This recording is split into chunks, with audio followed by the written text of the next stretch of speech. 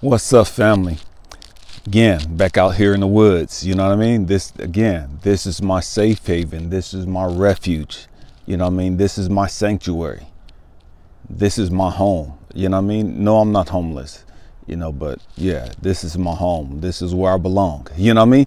This is where we all belong. And I get a lot of people, man, bro, why are you always out in the woods? Why are you always out amongst the trees and just the animals and all that? You know what I mean? Man, I love this stuff. You know what I mean? I love this stuff right here. This is everything to me. And it's weird because a while back I read something and I couldn't remember where I read it at, and so I couldn't find it. But I remember bits and pieces of what I read, you know what I mean? And I got home yesterday and one of my beautiful sisters has sent me a video, and it was what I'm gonna read to you right now. And this is so, I love this. You know what I'm about to read? I love what I'm about to read to you guys, you know what I mean? And man, this is everything, it's everything. Albert Einstein was always going to different universities, and he was always, one of the first questions people would always ask him was, what's your belief about God, And this is what he said, I believe in the God of Spinoza. Spinoza was a philosopher, and he was a Dutch philosopher from the 17th century. And Spinoza said that God would say, stop praying. What I want you to do is go out into the world and enjoy your life. I want you to sing, have fun, and enjoy everything I've made for you. Stop going into those dark, cold temples that you built yourselves and saying they are my house. My house is in the mountains, in the woods, rivers, lakes, beaches. That's where I live, and that's where I express my love for you. Stop blaming me for your miserable life. I never told you that there was anything wrong with you, or that you were a sinner, or that your sexuality was a bad thing. Sex is a gift I have given you, in which you can express your love, your ecstasy, and your joy.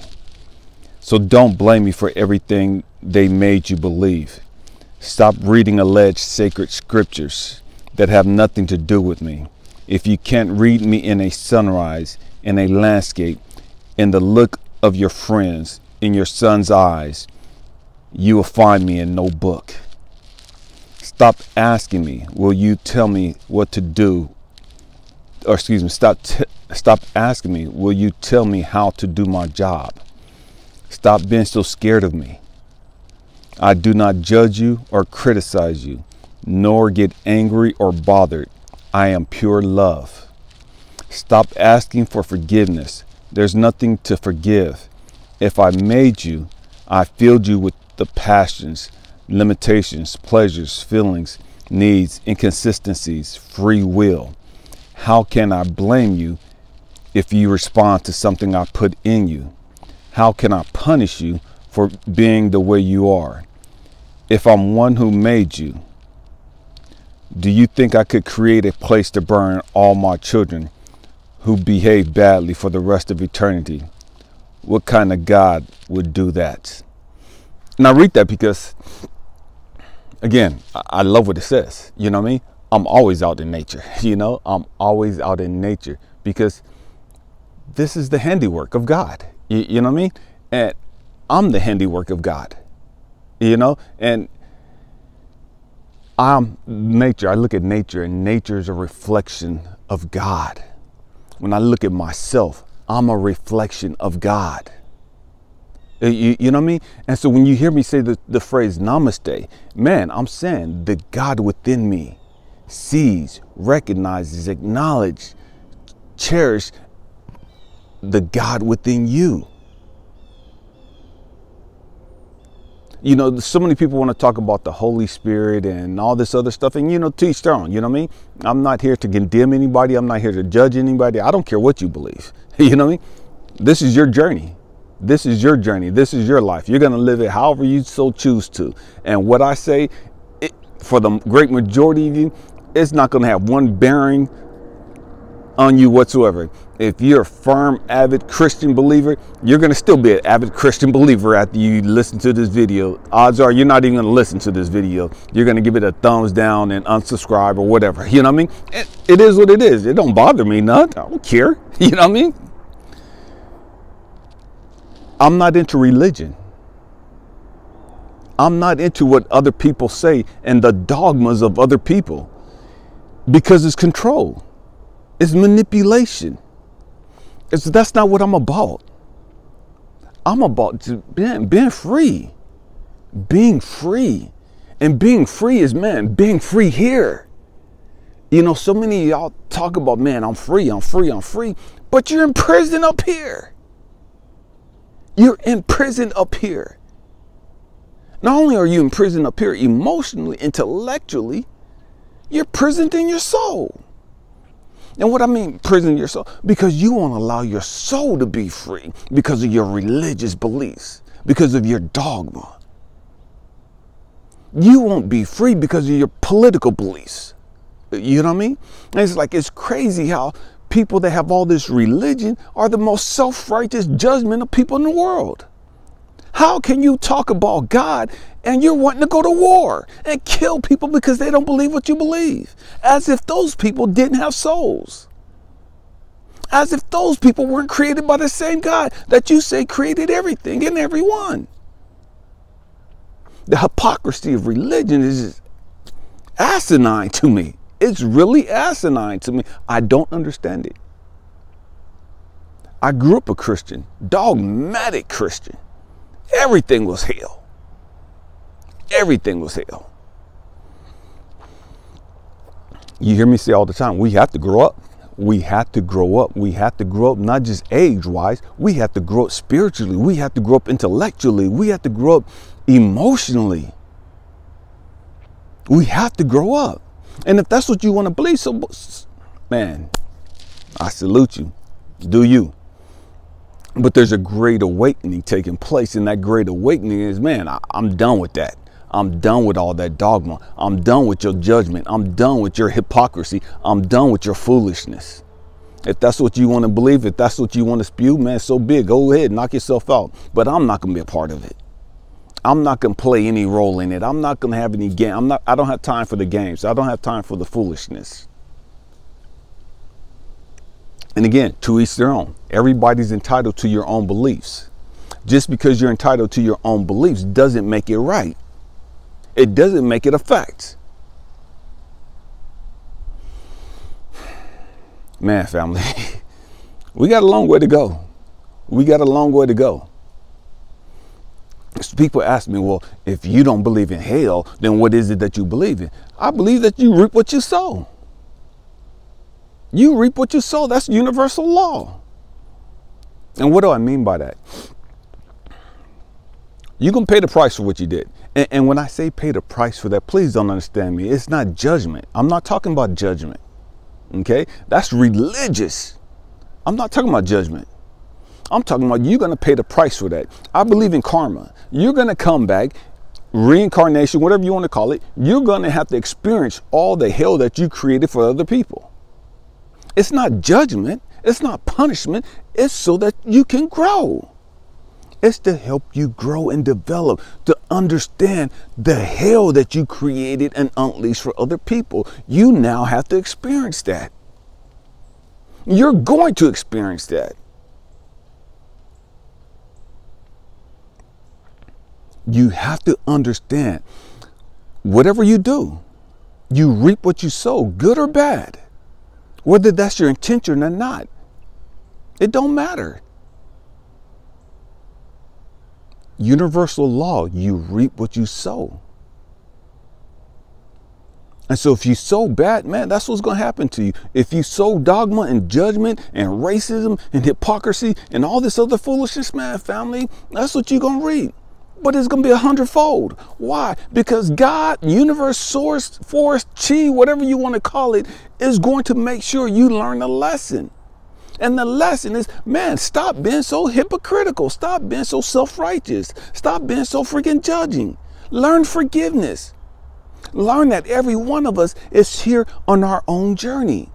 And that journey is to learn the lessons. That journey is to learn how to forgive. That lesson is to learn how to love. That lesson is learn how to save ourselves and stop looking for everybody else to come save us, everybody else to come rescue us. That lesson can be a number of things depending on you, depending on your life that you lived. So your life and your lessons aren't necessarily going to be the same as mine because we have different experiences. We've made different choices. So we have different karma. And again, that karma is not some punishment. Karma is not God saying, bam, you did wrong. And man, you didn't do what I told you to do. That's not how God gets down. But you're going to learn a lesson. You're going to learn a lesson. I promise you that. You're going to reap what you sow. You can fake the funk all you want to. You can act like you're above all of that all you want to. You can act as self-righteous as you want to. You could condemn people, tell them they're going to hell and whoop-de-whoop-de-whoop, all the while you living in hell. Emotionally, physically, financially, but you condemning everybody else to hell just because you're miserable. You're lonely and frustrated.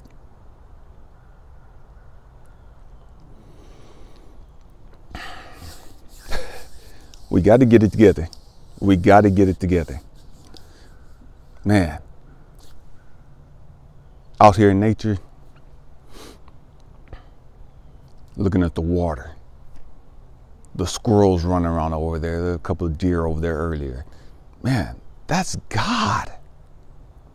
That's God. I see God in those things. The trees behind me, the tree above me, the leaves on the ground. That's God. That's God. I was going to this church years ago, and they said that you couldn't go to the movies. I was taking the kids to the drive-ins, and this minister got up and said that you couldn't take the kids to the drive-ins because that was the devil's territory. And I'm sitting there and I'm like, if that's not the most asinine, retarded thing I've ever heard coming out of a Christian person's mouth in the pulpit, the drive-ins, where I'm sitting outside up under the stars in the heaven that God created, and you're telling me I'm in the devil's territory?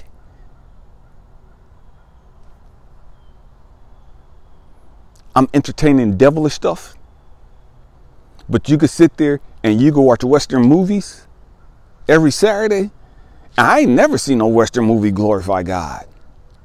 I've always seen Western movies where a bunch of hoes, a bunch of drunks, a bunch of killing, a bunch of raping and thieving. You know what I mean? That's what I remember seeing in Western movies. Ain't none of that glorifying God. But it's okay for you to watch your Western movies because you like them, but you condemn everybody else because they don't live to your standards. And that's what religion does. And that's why I have no parts with religion. Again, to each their own. You think what you want to think. You can believe what you want to believe. If it works for you, so mote it be. You know what I mean? So mote it be. Boom, I salute you. It don't matter to me. I'm still going to love you. I don't care what you believe. You know what I mean? I don't care what you think about me. I'm still going to love you. Why? Because that's who I am. That's what I do. And it's not based upon what you think or what you do. Because I still see God in you. Because God is still in you, whether you reflect God or not. And it's crazy to me, the most fanatic religious people I've ever met did not reflect God in any way, shape, or form. In anything.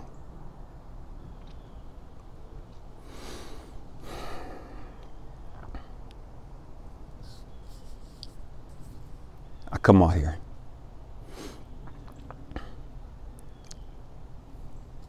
And I know that I'm loved. I know that I'm cherished. I know that I'm valued. All of this is for my enjoyment. All of this is for my appreciation. All of these trees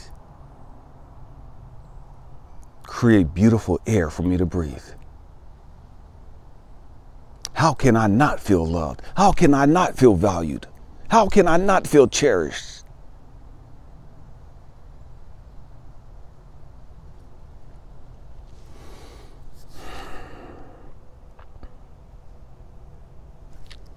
The great majority of us have no concept of God. We have concepts and ideas of religious folklore, but not God. We have stories, or we have ideas of stories, but we've missed the point in the stories. The point in the stories is a relationship with God. It's about a relationship with God. And that's why, man, I can sit here and like, God, man, that's my homie. That's my big G. You know what I mean? That's my OG. It is what it is. You can get offended if you want to. I don't care. It don't matter to me. It's not going to change me. It's not going to stop me from thinking the way I think. It's not going to stop me from talking to God the way I talk to God.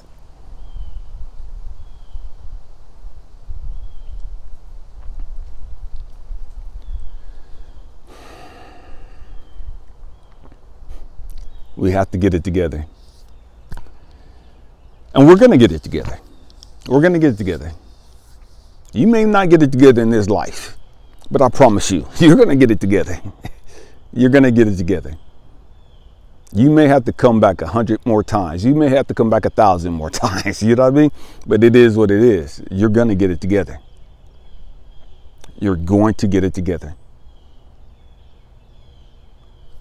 It is what it is. It is what it is. My hope and prayer is that you start looking at nature totally different. I love hearing those red-tailed hawks. You know what I mean? They're singing, they're talking, they're communicating with us. You know what I mean? Well, we don't take the time to listen to them. Same thing when you see a butterfly. Same thing when you see a ladybug. You know what I mean? Same thing when you see a dragonfly. Same thing when you see a hummingbird. You know what I mean? Man, so much we got to learn, and so much we have to unlearn. I'm gonna say again, there's so much we have to learn, and there's so much that we need to unlearn so that we can learn what we need to learn. I love you guys. Happy healing. Peace.